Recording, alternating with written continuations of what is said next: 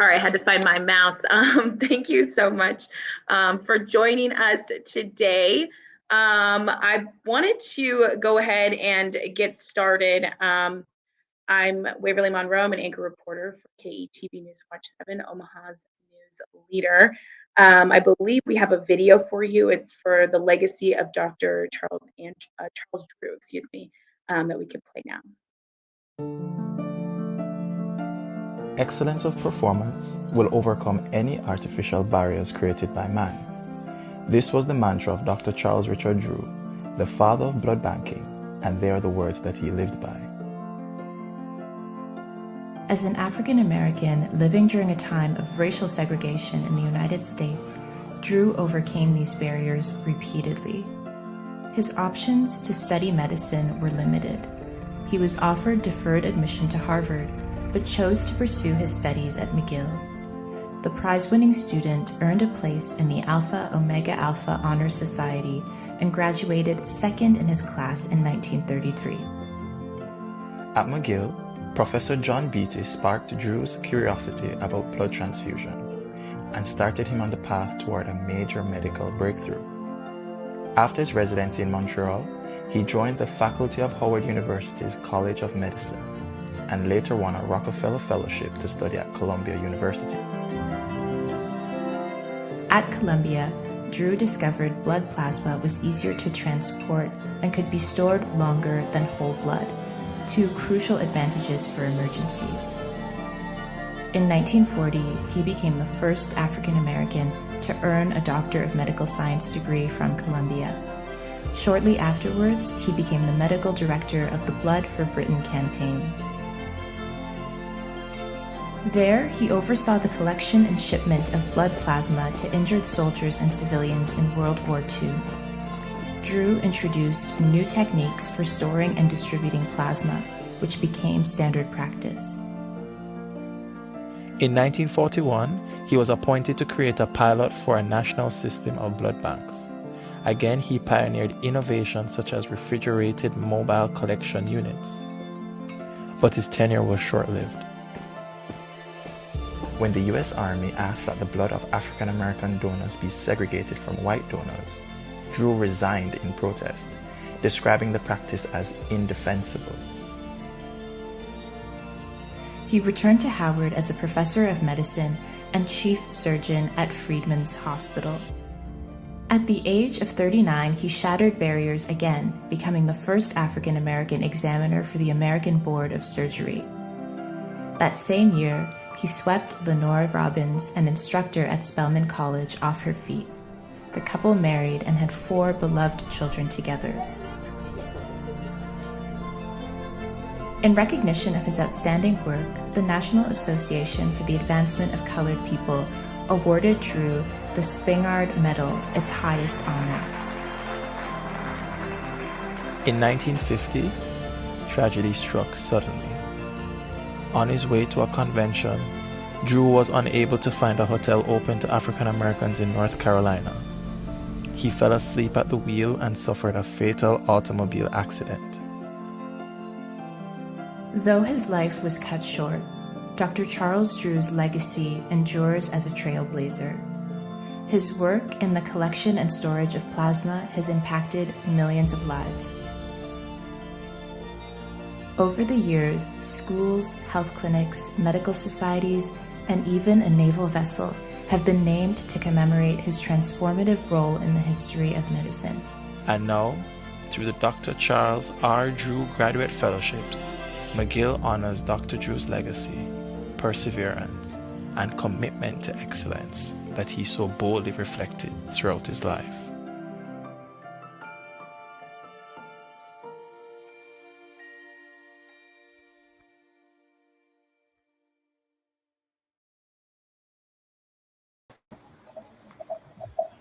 Okay, if you missed that at the end, that was made by McGill University students at the time, and a lot of background that I didn't even know about Dr. Charles Drew. So I want to thank everyone who is here watching. I was told that it was about 90 plus people. So for the first time, Charles Drew is putting on something like this. That is amazing. So thank you again for everyone here. I also want to thank the panelists for joining us, and I'm actually going to have them just quickly say their first and last name and their titles so everyone can see who's all here. Let me start with Wayne. Looks like you're at the top. Good evening, everyone. My name is Wayne Tate. I'm the Senior Director of Pharmacy Services at Charles Drew Health Center.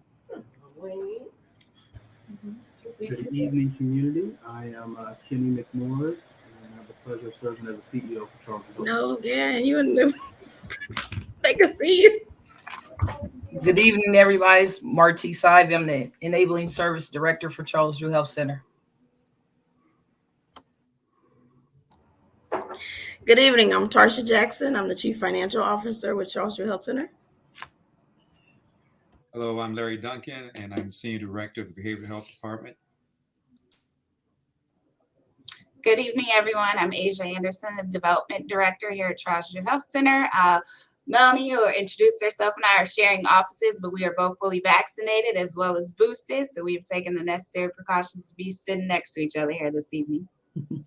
Good evening, everyone. I'm Melanie McCroy, and I'm the Director of Nursing at Charles Drew Health Center. Good evening. My name is Shayla Pierce, and I am the HR Director at Charles Drew.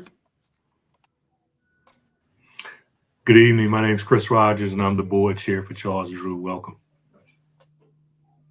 Okay, thanks everyone.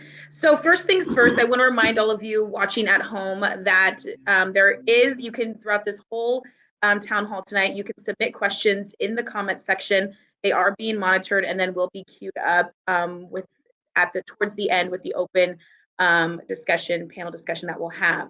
So don't be shy, put all your questions in there, and hopefully we'll get a lot of those answered. Now, I want to give you a little background on Charles Drew Health. It was founded in the 70s during a time where North Omaha was in desperate need of medical services. In the beginning, Charles Drew provided basic services, but as the need grew, so did Charles Drew. From expanded medical care to building development, Charles Drew made its permanent mark in Omaha as a trusted provider for families. Now, the man leading Charles Drew is Kenny McMorris. He's leading us into the future. He is the CEO of Charles Drew. Kenny, what makes Charles Drew so special? Yeah, so again, I just want to say thank you to the community for joining us today for this important conversation, obviously culminating Black History Month. And really what makes Charles Drew Health Center what it is and why it exists is really out of the spirit of this resiliency from a community. As mentioned, the 70s was a time when you look at healthcare. North Omaha just was not getting the access to services as it relates to people of color and specifically the Black community. And so community leaders got together to say, okay, what can we do to really address a lot of the issues and needs from a primary care standpoint? And so in the late 70s and early 80s, as the communication started to move forward, there was this opportunity to really open up what was known as a small laundromat, but really the Women's, Infants, and Children's program that Charles Drew had a great relationship with the Omaha Housing Authority, and then ultimately Creighton University. And that was kind of the genesis of getting services within the community. This whole idea of community health centers, which really started in the mid 1960s out of a need for communities, both urban and rural areas, to really address health disparities. And so starting out of Mount Bayou, Mississippi, and also in Boston, these health centers came up and popped up to really address physical health, mental health, and just the overall disparities in respective communities. And so at the time, we had two elected officials that had the foresight to take advantage of the opportunity to leverage federal resources to really start Charles Drew. And so I think about the legacy of the community leaders here, the individuals that ultimately incorporated Charles Drew in the early 80s. Again, we started as a small laundromat, and I like to say from a spark came this flame that kind of grew. And so through years of work and perseverance and just leadership, this organization continues to grow and really deliver on our promise to this community.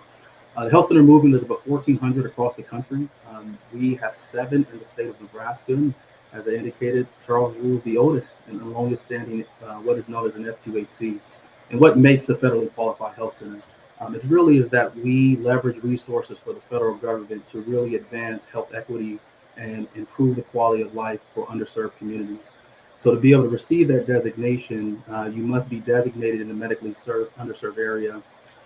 You must adhere to certain requirements as it relates to the federal 330, Public Health Federal 330 section Public Health Act in terms of quality management, risk management, board governance, as well as things that we put in place to make sure that health is really at the forefront of the community in which we serve.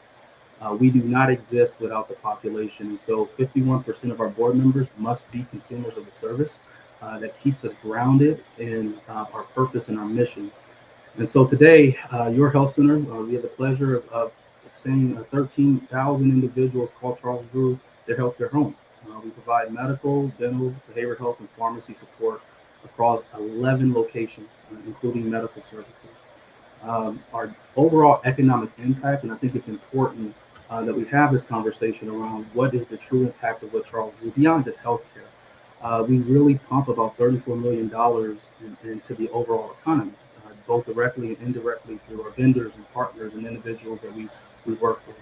But again, the health center exists for the people, and I cannot underscore the importance of that. If the community is not seeing value in the work, if the individuals that are doing the work are not representative of the community health center model and the movement does not exist. So that's why it requires a healthy engagement at the board and making sure that our governing board is really setting and forecasting out the needs of the community. And we have great directors on our board. Obviously, we'll have conversation with our board chair, Commissioner Rogers, but also the leadership in the organization. And I had the pleasure of becoming the CEO about 7 years ago and really had an opportunity to take the baton, the foundation that was set for by Dr. Richard Brown to really continue the legacy of health equity in North Omaha. So COVID has really exposed a lot of the fault lines in our overall health disparities as it relates to access, affordability of services, and the availability of services. But Charles Drew Health Center continues to be that beacon of hope and making sure that our community's interests are set forth in relation to health. Yeah, Kenny, I mean, if you can remember a time before COVID, prior to 2020, the Douglas County Health Department, or Board of Health, actually declared racism as a health emergency. So what does that look like for Black people in Omaha? What does that mean for Charles Drew? Yeah, so I think that and we really look at when you're talking about health disparities and what is known either as the social drivers of health or social determinants of health. We talk a lot about the provision of care. And so are people accessing medical? Are they accessing dental? Are they accessing behavioral health services? But really, when it comes down to it, you have to really look at all of those things that influence an individual's health-seeking behavior. And so what the pandemic really exposed, and even prior to that, was that there's a health literacy gap around the population in which we serve as it relates to navigating the healthcare delivery system.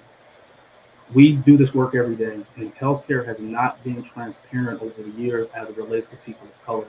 And acknowledging some of the issues, both at the systemic level and the institutional level, that have contributed to why Black people specifically, feel the way they feel about healthcare. And a lot of that is rooted in racism and unconscious and systemic bias.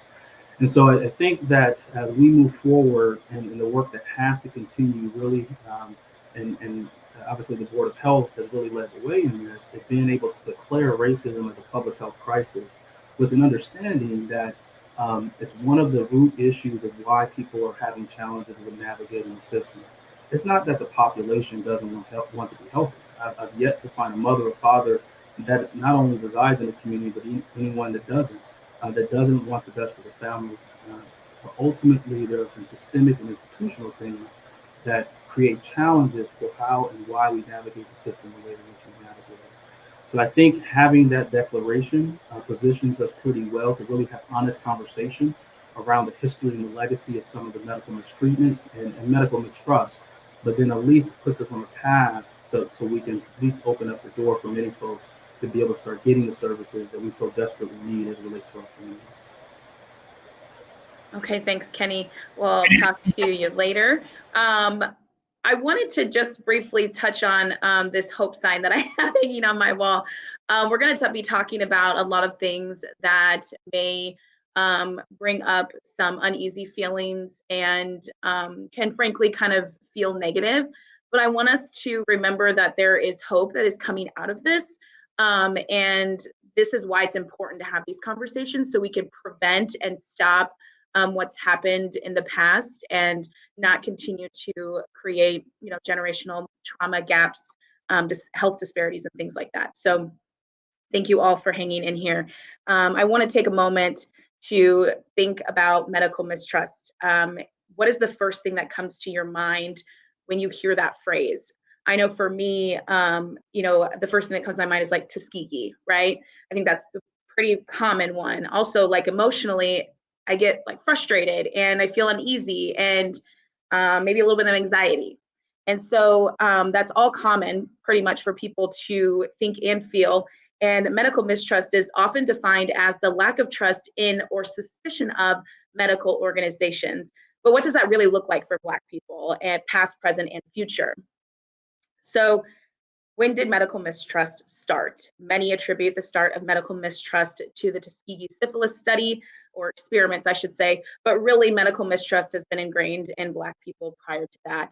In the US National Library article called More Than Tuskegee, Understanding Mistrust About Research Participation, American writer Harriet Washington says, the history of medical experimentation and abuse demonstrating that mistrust of medical research and the healthcare infrastructure is extensive and persistent among African Americans, also illustrating that more than 4 centuries of biomedical enterprise designed to exploit African Americans is a principal contributor to the current mistrust.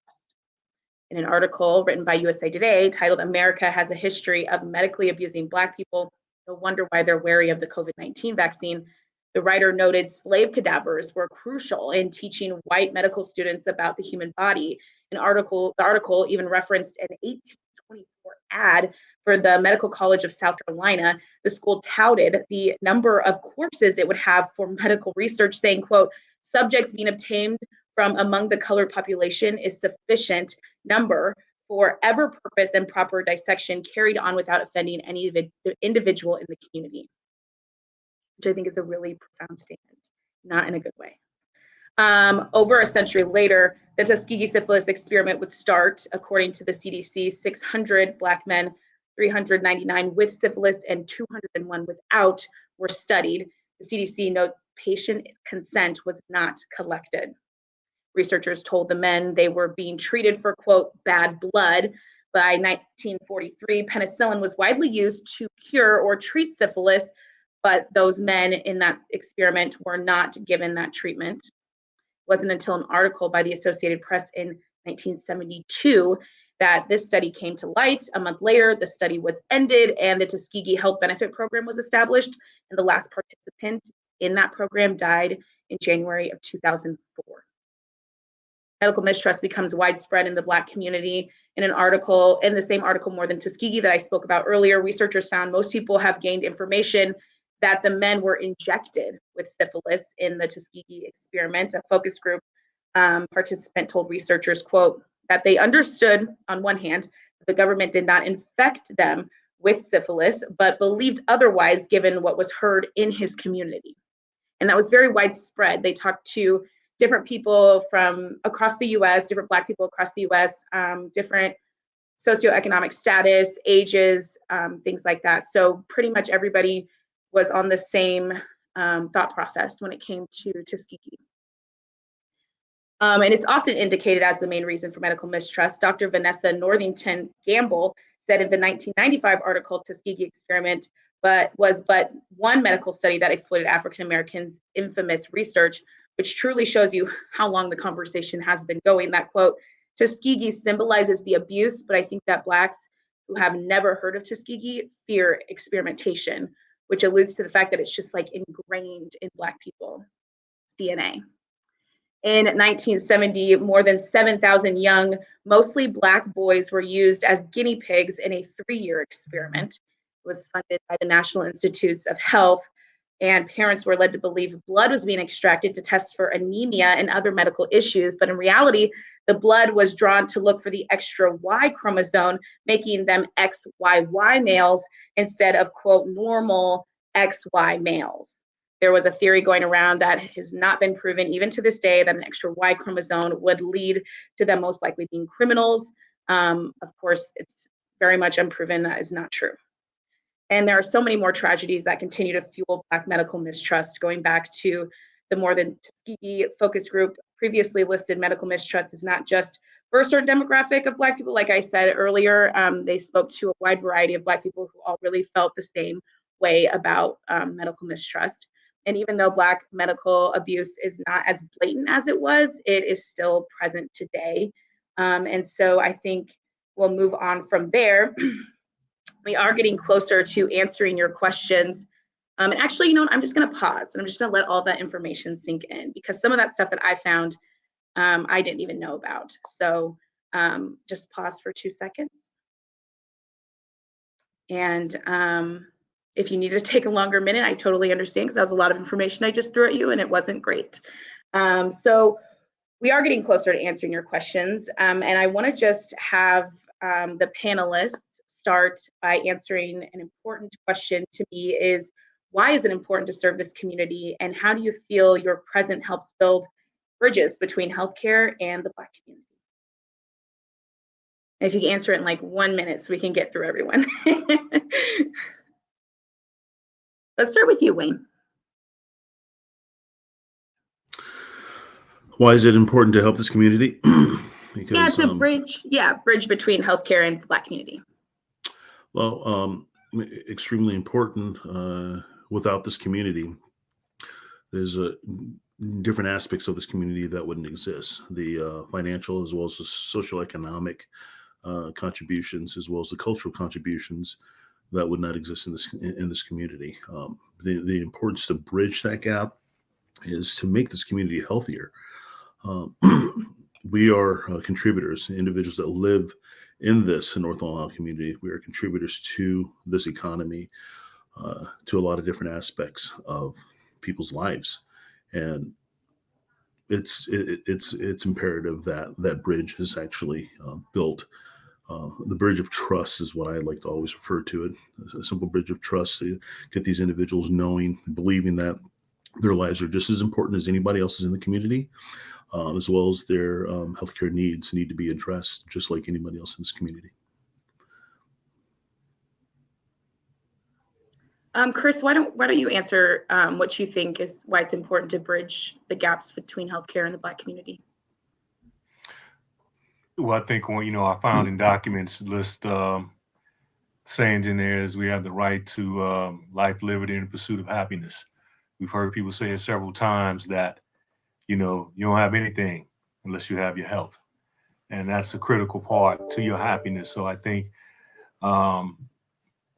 being able to be a part of an organization that's trying to level that playing field, to rid that disparity, to make sure that as another plank of equality that we live our life to the fullest. That's where I think the bridge is, where Charles drew is, making sure that that plank of happiness is fulfilled. And it's a founding plank there that, without your health, you have nothing. People would give everything to have perfect health. Thank you. Kenny, you're up. Yeah, so I really look at this and say that there's so many dynamics of the healthcare delivery system. And I think that our ability to seek healthcare in a way that is not episodic in nature, and that once we present with illness, once that we are sick, we're going to typically, by habit, go to the emergency room. So it's the highest care, the less effective way of care as it relates. It doesn't create an environment that positions you really well to live your overall best self and create a wellness culture for you and your family. And so the work that we do here is so important from a preventative standpoint and health maintenance, making sure that individuals have access to every tool that we have available to them to be able to have a quality of life from a health standpoint. kind of goes to what Chairman Rogers was saying, is that if you don't have your health, you don't have anything. But one of the first steps in that is being able to have a relationship with someone that you trust, someone that makes you feel safe. In the event that you do present with disease, that you have a clear path forward in terms of being able to address whatever kind of condition that you're dealing with. And so our job and our role is to make sure that we present the community and provide those options to the community. So from an illness standpoint, we reduce that likelihood of them catastrophically passing away because of our condition. Okay, who's up next? Let's see. Is it Tansha? Sorry, Ms. Jackson? Tarsha? Tarsha, sorry. I missed the R, sorry. No problem at all. Yeah, I guess when I think about the why, I think about why I, have my place at Charles Drew. And I think about access when I think about the community in terms of how we can improve ourselves. Is access to education, access to employment, access to financial services, and access to healthcare. And like has been said a couple times already, if you don't have your health, you don't have anything, and the other things don't matter as much. And Charles Drew plays a big part in terms of that access to healthcare. And also, given that we started, small in a laundromat in the heart of the community, you can know that our heart is with the community. And when you walk in, although we have a very diverse employment, very diverse staff, when you walk in, you will either see someone who looks like you, or you know that you're seeing someone who cares about you and cares about this community. So I think that's super important when we seek healthcare, again, because it's the most important thing for our pursuit of happiness. Martise? Yeah, so a lot of this is going to be echoed by a lot of folks, but I think just in thinking, what's really interesting is that we're still having this conversation in 21st century. And so obviously we recognize that there's lots of work to be done, and Charles Drew is going to be the North Star of making those things happen. And so I think just, what folks said is like, it's just about access. And I think as we all are getting older, one of the things that we all want, and we all should want just as human beings, is quality of life for everybody, And so as we get older, as our parents get older, I think the question that I ask myself is, why haven't we, provided access for folks at the level that we should? And so while there's work to do, progress has been made, and Charles Drew is going to be that face. We are that face of bridging the gap for our community. And our number one goal is just to make and create a healthy community. Okay, Larry? Yes. I would say, I think it has already been said, you can piggyback on all the things that people have said already, but if we do a Google search and look at all of the negative health outcomes in terms of disease and problems and mental health problems and diabetes and cancer and all those other kind of things, then we're high on the list of the things that are bad, and we're low on the list of the things that are good. And so that gives you an instant snapshot of what's going on and what we're dealing with. That kind of sets the foundation for the issue. And then we know that the reason why that is the way it is because of racism. It's because of history. It's because of trauma. It's because of generational trauma, past trauma, ongoing trauma, and the trauma that's going to happen next month, next week, tomorrow. So that's the reason why. And I think what you said earlier is important also. We have a term at Charles Drew, particularly in the behavioral health department, it's called resiliency. So we have to acknowledge the fact that on the opposite side of racism and trauma and all the bad stuff, there is these factors that have contributed to us as a people being able to survive and to thrive and to overcome. A lot is rooted into community, is rooted in our unity, is rooted in our belief system, our belief in God, our belief in each other, our belief that we can overcome no matter what it is that is thrown at us. So that is a fact, can't be denied, really needs to be mentioned continually when we talk about the problem, just as you did mention hope. The bridge, being in behavioral health in particular, and being at Charles Drew, I know that my experience in the field of behavioral health, mental health, that I know a number of people know me, a number of people know the people who are on my staff. I have a fine, experienced staff of individuals that are committed and passionate about what they do. And so a lot of people in the community know them. And so for us, one of the things that helps to overcome all of the distrust and the mistrust and the racism and all that is I know someone. I know someone who I trust what they're saying and what they're doing. And so no matter, I can navigate through all of the muck and the mire and the history and the problems and listen to these people who I believe have my best interest in heart. So that is a very serious reason why people like me and the people on this panel and the people, and particularly on my staff in regards to mental health, we need to be in the places that we are, because that's how we connect with the community and allow them a bridge to trusting and whatnot. So that's not something we can take for granted. That's not something we can misuse and abuse and take like, it really, it means a lot. But that people like us go a long way toward helping to bridge over some of the distrust.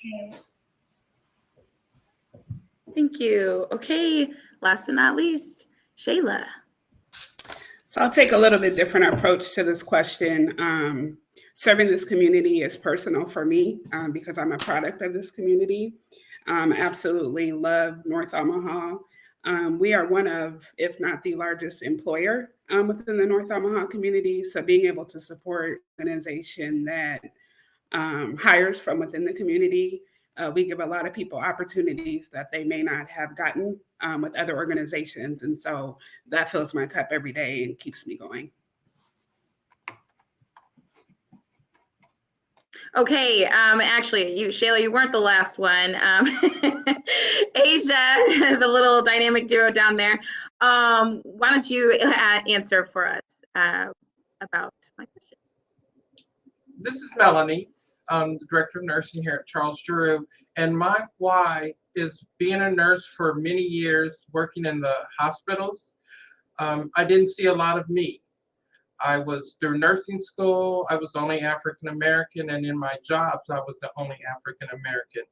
And I wanted to get back to my people to make a difference. I felt I made a difference in the hospitals, and I wanted to come back to the community. And my purpose is to let everyone know that health is not a benefit, it's a right, it's something that they deserve. And we want people to come here, not because they have to, not because they don't have insurance, but because of the quality of care that we provide. And that's what we try and instill in people every day.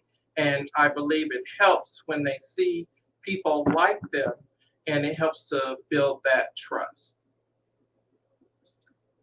Yeah, and I will just echo all the sentiments of my colleagues. In addition to, if you look at the screen here, you may not be able to tell, but I have the pleasure of being the youngest person on this team here. And so for me, I take that to heart, and I feel that it's extremely important in bridging the care and bridging the gap within medical mistrust, particularly in the younger generation, and being that representation for those who are, maybe weren't around when those actual studies and things were happening, but have heard about them and are still a little bit hesitant. As many of my colleagues have mentioned, it's easy, it's nicer, it's a little bit easier to receive services when you see a recognizable face and a trustworthy face, someone that you've seen throughout your community. As Shayla said, my why is very simple. I'm from this community. These are the people I love. These are the people I care about. And these are the people that impact my day-to-day life. So it's only right for me to give back and give them that hope and also that quality health care that they deserve. Okay, great. I actually think I want to jump into some questions from the chat here.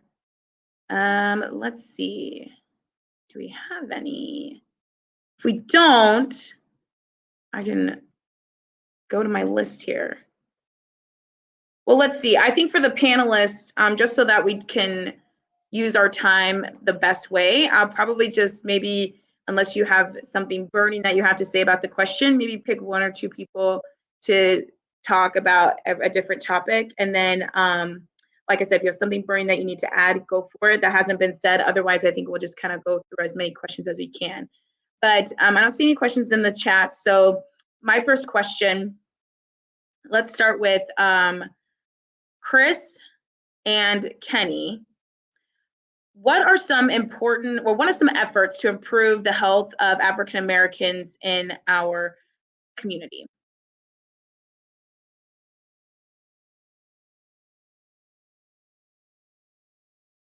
You can go first, Kenny, unless you want me to. Yeah, I'll go ahead and knock it. So again, we talk a lot about access. So when I think about where we are positioned and where we have services, we have great relationships with Omaha Public Schools. So we operate 4 school-based health centers. The Omaha Housing Authority, we actually have clinics while they're idle right now within 4 of the Housing Authority towers. And then most recently, we've been able to expand to operate a teen and young adult health center with some great support from the broader community. So I think being able to have places where people can go to get the services becomes so important. But we also know that because of COVID and obviously where health innovation is going, the ability to access care telephonically or through some level of telehealth is also important.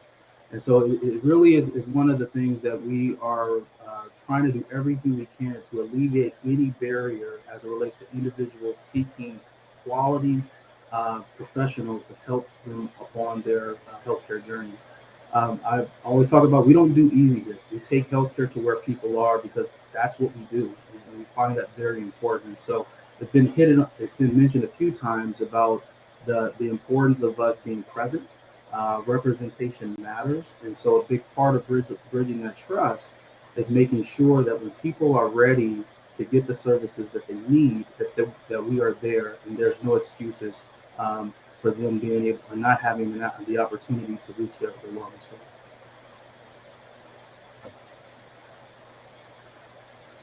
Yeah, Wade, I'd say, there's a saying that people that said in some settings in regards to public policy that sometimes that you need a Pearl Harbor to get a lot of people to react to a situation. It needs to shock them. So the good thing, if anything, out of COVID is that it lifted healthcare up completely. It took it out of the realm of Kenny said, where people just think about healthcare. If you go into a hospital, you having health insurance. People over the last 2 years felt intimately how healthcare was intertwined in their lives. And now I think the good thing that we have here as an organization is being able to use the voice that we have to really highlight the other elements that are referred to as the social determinants of health and really plug in how those affect everyday life. Few times have people really put a hard lock between housing and healthcare. I think you're going to have a whole opportunity 2 years with a lot of ARPA money coming down the pipe. That there's some significant investment and conversation happening around affordable housing and mental housing, not just from Republican and from not just from a Democratic circle, but from a Republican circle. So locally, I think we're going to have a big window over the next couple of years here to really dig into significantly one of those barriers to healthcare, and that is housing. I guess the other piece here that the pandemic rose up, and I think is going to go a long way toward taking a lot of the stereotype off this issue, I think, is mental health. Many people that did not experience some type of strain or depression in a way that certain groups have felt it over this pandemic, felt these little things. And I think in regards to a long way into the efforts that we've been doing here to really get at that, destigmatize it and things of that sort, I think there's going to be a real opening here over the next couple of years for us to gain big traction in the services that we offer to a community, and not only through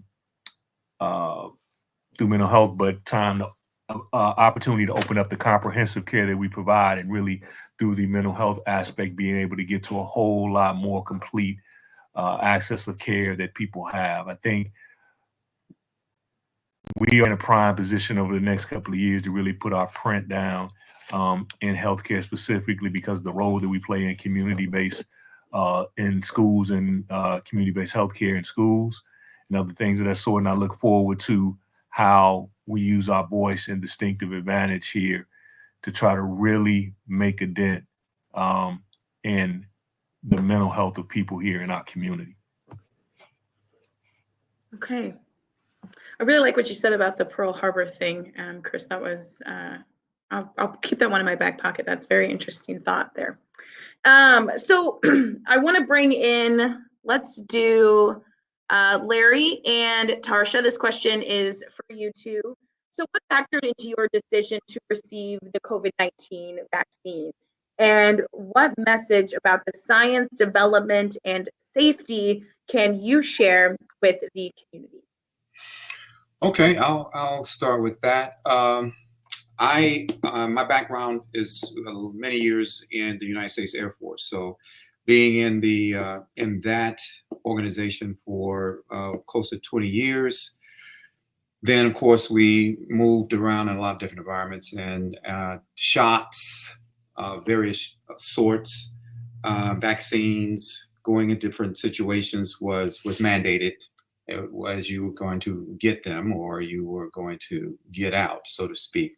So I think that was a part of, raising my tolerance to the whole idea of vaccines. In addition to that, I grew up in the 60s and the 70s, and you went to the doctors and you got shots, and some of the shots we got were left you with a mark. And so I don't know, maybe there's a few of you on here who got your marks. So the whole idea of getting the shot and the shot hurting and it being a vaccine is supposedly going to help you. Only thing better than those shots would be castor oil given to you by your mom with peppermint stick. So those were some of the foundational things. Then for me, I had some underlying health situations. I have a lot of interaction with my grandchildren, whom I love dearly, who are going in and out of school. I have access to family members who are not getting vaccines. Then I work in a health center where we do individual counseling. My entire staff, about 15 of us, we're in small rooms with people. And so, and the public is still was coming in and out. So even though the COVID-19, when it was at its height, there was still a ongoing river of people coming to our various locations to get their mental health needs. So then, for me, I started to add those things up. These are the factors affecting me. Okay, these are the various things affecting me, and I'm going to do it because it makes sense to me based on who I am, what I'm doing, and where I'm at, for me to do it. I think one of the things that's a challenge for us is we have to have, as Black people, a sense of, for lack of better words, distrust. And so it is somewhat of a cognitive dissonance for someone to say, stop all your distrust and rush right in and get this vaccine. Well, that's going to jam some people's mental health systems right there. So for me, I had to press through all of that. And so I advocate for people to do their own cost and benefit and stack up the things for themselves, then do some research from the standpoint of public knowledge things. So I was a part of a town hall that we did with Charles Drew, that we went through various different churches, and we had doctors and we had nurses and we had all kinds of people talking about the various aspects, and he made it sound so easy. They addressed all the myths, they dealt with all the issues, and it just laid it out right there for people to understand. And I think people exposing themselves to that information helps to build their own understanding and enable them to get beyond it. I think that we have to accept the fact that there is going to be somewhat of a personal racking and stacking of people's reasons for doing it. We have to respect that and not challenge that, not degrade people for that, but empower them to be able to make those decisions related to things having to do with their grandparents and their parents and their children and their interaction and the potential damage from not doing it versus the benefits of protecting yourself. So that would be my contribution to the vaccine issue.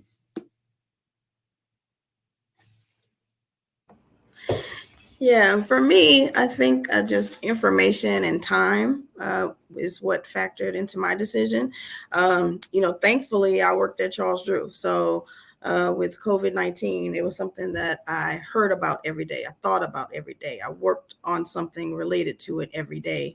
And I also had colleagues around me that could impart information to me, people that I trusted. And I think if I had not worked at Charles Drew, it would have taken me a bit longer. So I was thankful for that. So to the extent that that was helpful for me, I wanted to give that same information to other people. I think you have to take people how they come and where they are. I was never an anti-vaxxer. I would tell, some of my friends and family, but I'm not a first in line kind of person. I needed a little time. I needed to see what happened. I trust science. I'm also pretty flexible. So as information changes, I can kind of work with that. Well, you have to understand that everybody, can't turn on a dime sometimes. So I'm respecting people for where they are.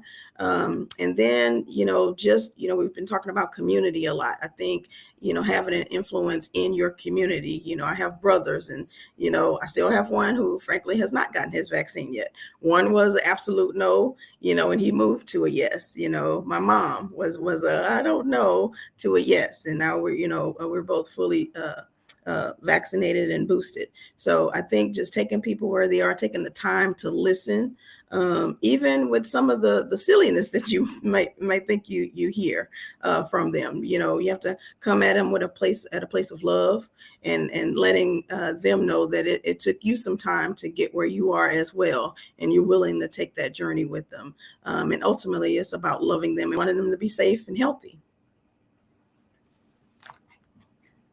Well, Tarsha, I really appreciate you giving that perspective. I think a lot of times, especially in the news world, you either hear people don't want it or they do want it. And so it was nice to hear you kind of vocalize that you're neither nor, so I appreciate that very much.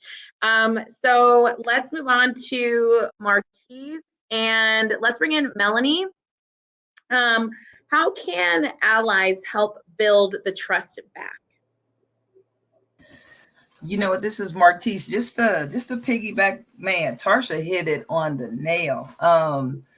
I think for me, I was just really kind of apprehensive about getting the vaccine just because I had some dietary restrictions. But I think as far as, how we build the trust, I think it's just a matter of, it's just that level of patience. If I could just echo what Tarsha said, you definitely have to meet people where they are, because I was definitely, not wanting to get the shot. But what I realized is so much bigger than me.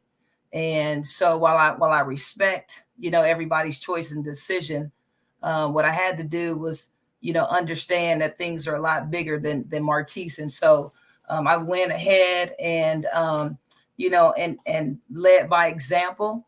And definitely it's a personal choice. And I'm going to respect people on either side. But I think that if we want to have a safer community where we can interface and spend time and have those opportunities where we're spending time with our family and being safe, then we need to really kind of think about it and educate ourselves on, the benefits, the pros and the cons, and really do what is going to be beneficial to you and your family. And if nothing else, put your mask on. So put your mask on, if nothing else, just to keep people safe. Yes, this is Melanie.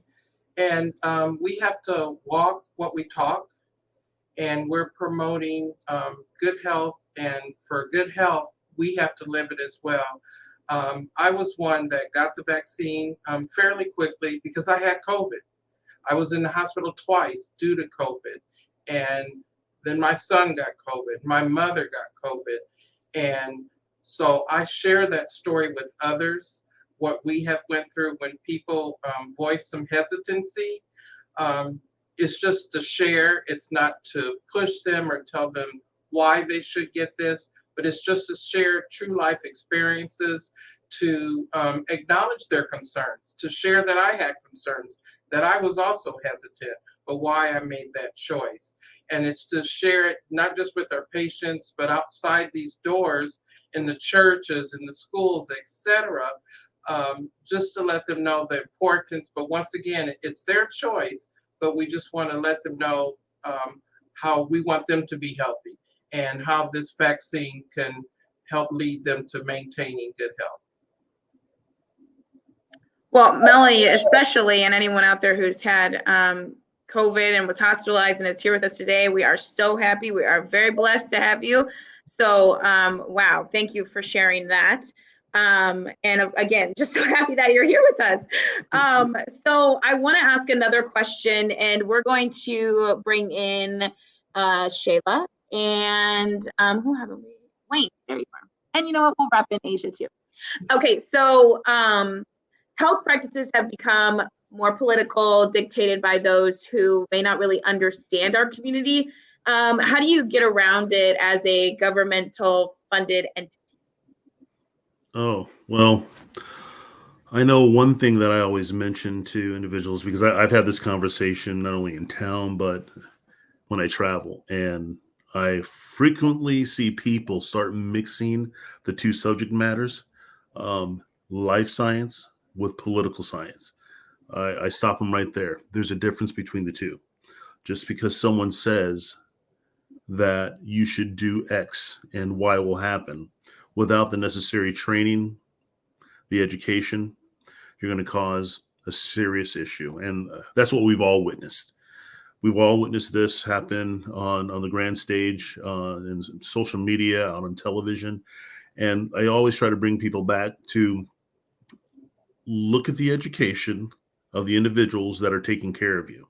The doctors, the nurses, the pharmacists. We've all went to school to learn life science, understand the disease states, how to take care of people. I always try to push that back in front of the center focus when we're talking about these conversations.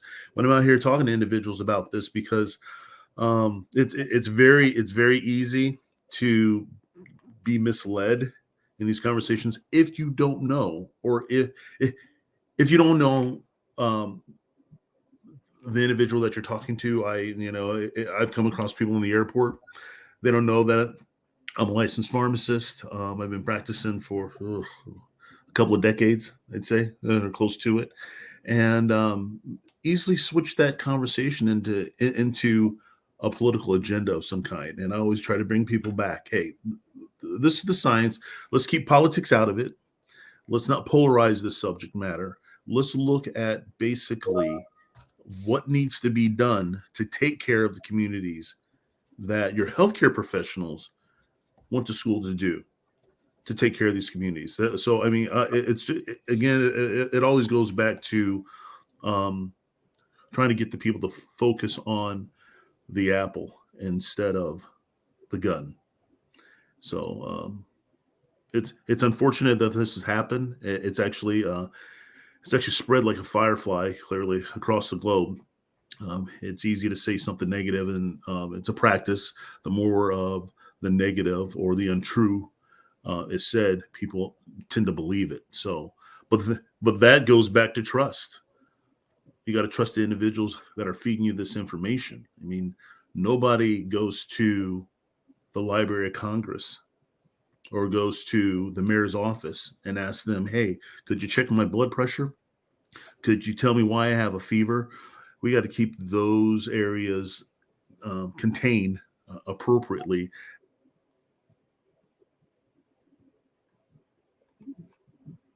Oh, Wayne, I think you're muted. Yes. There you go. Okay. Can you hear me now? Yes. Okay, good. Definitely when it comes to health practices and the political science, things of that sort. Um, I always tell people that political science is not life science. Um, I hope you guys heard that. I may have accidentally hit the mute button on my tablet, but there's a conversation that's always to be had. I mean, the bottom line, just keep those two subject matters split. As I was saying before, I don't know if you guys heard, but you don't go to a hardware store or the mayor's office or anything of that sort for somebody to assess any of your healthcare issues. Us as a people, African American, we need to walk that talk, just like Melanie said, because people know who we are. If you go into the healthcare center and you say and you explain to the patients that you're going to do something, you got to follow through with it. You got to follow through with it. Keep the politics out of it. And if anybody tries to bring the politics into it, you know what? Explain to them, this is not a place to have a debate about healthcare. We're going to rely on evidence-based medicine to help take care of you. So that's all I have to say. Yeah. And go for it, Shayla. Okay. The only other thing I would add to that is a 4-letter word, VOTE, vote. Everyone needs to vote. The power is in the vote. It's so important to know who our elected officials are, because they are the ones who are voting on policy and voting on things that have become so political. So that's the only thing I would add. Yeah, and so I'll add, when we look specifically at funding as a government entity, I think the easiest solution is generate more patient revenue. If we don't want to abide by the rules and the politics of government funding, then we have to generate our own revenue, which is where the community support comes in. In addition to that, when we're looking at funding, we have to go after different funding sources that support what we actually want. And ultimately, there is no get around government funding equality and equity and just the roles that we're playing in that. But as a community health center, it is our responsibility to challenge those political systems and to advocate for what's right for our patients. And so we don't necessarily take the approach of going around it, but we fight for it and we advocate for what we believe is right for our patients and our community. Mm-hmm. Waverly, you said can I make one point on that question? Yeah, yes. And I don't really, it's not a political point, but I think to all the people that are here, and I even say it as a member of the board to the staff, this is a critical point in healthcare. To that question, I think we should not underestimate the moment, meaning a critical point in things that people on this call went to school for, to learn, to further advance in their community. For instance, we've got a lot of chatter about vaccine mandates for the coronavirus. And all of this puts at threat long-standing traditions, as Larry Duncan mentioned, with vaccines. I mean, for instance, when I say it's a threat, I mean, if you get to the point where you're challenging the coronavirus, where are you in regards to challenging measles shots for your kid in school, challenging mandatory vaccines when your kid gets there? I think we need to be very conscious of where we're at and know, particularly with an institution like Drew that has the trust of the community, that we need to be ready to really fight that battle in a way to not only get us through this pandemic, but keep us at just whatever level of health that we have now being fought, because we're at a critical stage in regards to public trust and health, and we could easily go back to having some big infectious diseases like measles and other things come back if we buy into this and don't get ahead of it right now. Okay, thank you. So my last question is going to be for Larry, Kenny, and Chris. With increasing national awareness of people returning to the community from incarceration and the health challenges that come with that transition, are you seeing greater funding to support these services at Charles Drew and or in the community in general? Okay, I'll start first. Based on the people you selected, that would mean I would need to go first, not last.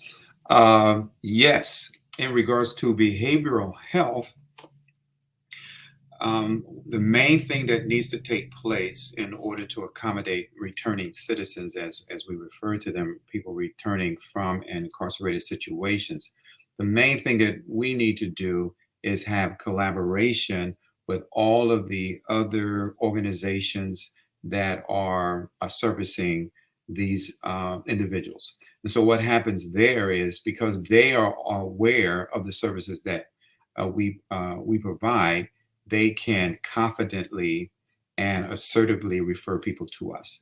So in regards to behavioral health, there is no real barrier or obstruction for them getting the mental health services that they need. In addition to that, when we talk about mental health issues, we know also that there is a layer of other medical issues that may be affecting that mental health. So that's why I really appreciate being in a integrated model such as what we have here at Charles Drew. So there are medical aspects. Then some of them need psychiatrists. Psychiatrists are doctors for the brain, and the brain malfunctions at times, and so there's medicine for that. Some of them need psychologists, and psychologists are doctors for the mind, and that's a wonderful study for another day, the difference between the brain and the mind. But so that people know that all of these services are available, and when we see certain trends with individuals, then that tells us how we need to tailor and adapt our services to meet those trends. But at this point, the primary thing is full access to everyone, regardless of your insurance issue situations, and regardless of your ability to pay, if you will, centers like ours. That's our niche. That is what we do, and so there's no wrong door. You can come and you can get the services that you need, and we will adapt and build and tailor them to trends that we see with the people that we're serving.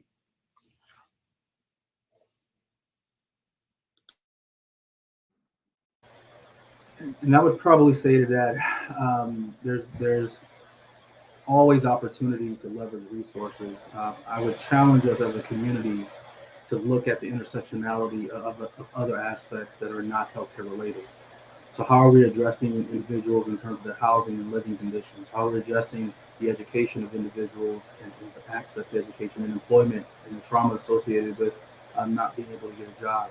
So I think that we have to look at it beyond just the provision of care and healthcare, and recognizing that we have to make sure that we're wrapping support and meeting individuals where they are for all of the things that make them whole.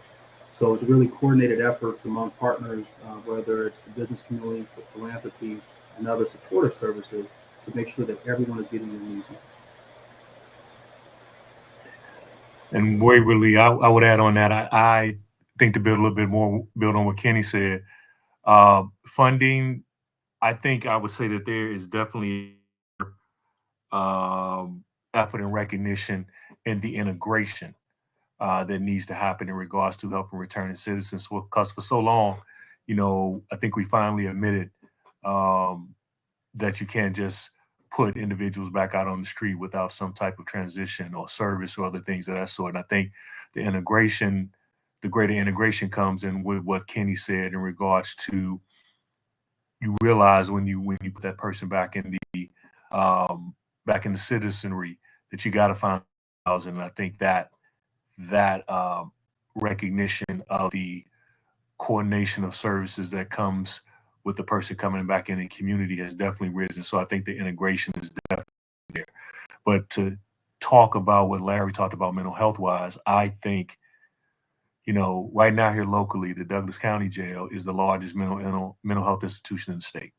About 60 to 70% of the people in there have some diagnosed mental health diagnosis.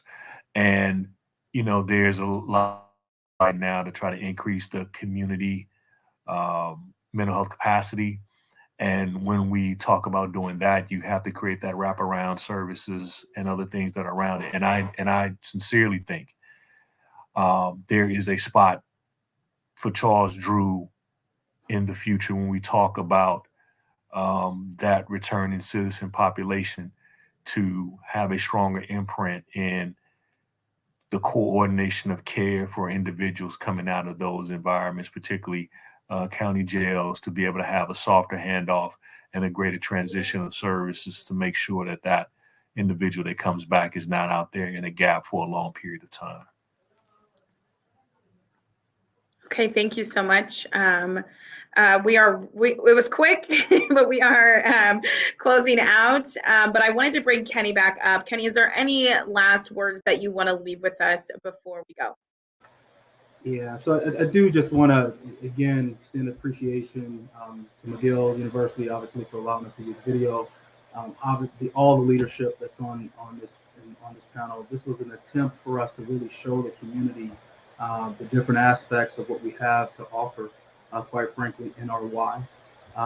This is only representation of, we have 200 plus employees that make up a number of different professionals within Charles Drew. And so we want the community to understand and know that our why is strong. We've taken a couple of hits and in acknowledgement of supporting our healthcare heroes. We have a number of people that are part of our system that wake up every day to try to make the impossible possible. I think that this organization has a 39-year history of really putting the community first, and we'll continue to keep doing that.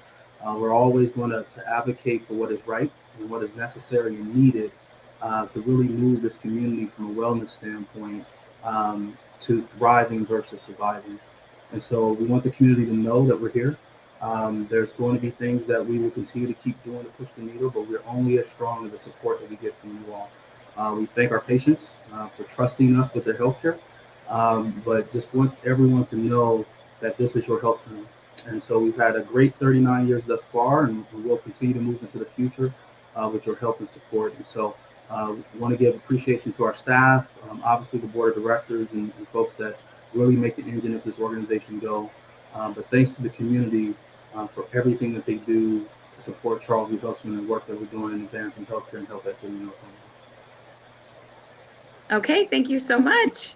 Well, I want to thank all of you guys for attending, especially our panelists answering some really important questions. And I know that there were a lot of questions in the chat that we couldn't get to. So I am going to say, if your question did not get answered, you can go to charlesdrew.com/contact-us. Oh, there it is. Perfect. Beautiful. So there it is on your screen. You should be able to see it. Please submit your questions there. I think it's an important reminder that even though, Charles Drew has these discussions, other entities have these discussions, it's not just in these town halls and publicized conversations that we're having. These also are done every day of every week. So please submit your questions. I hope you learned a lot. I know that I learned a lot. What a great way to end Black History Month on the very last day with this amazing conversation. And I hope everyone has a great night.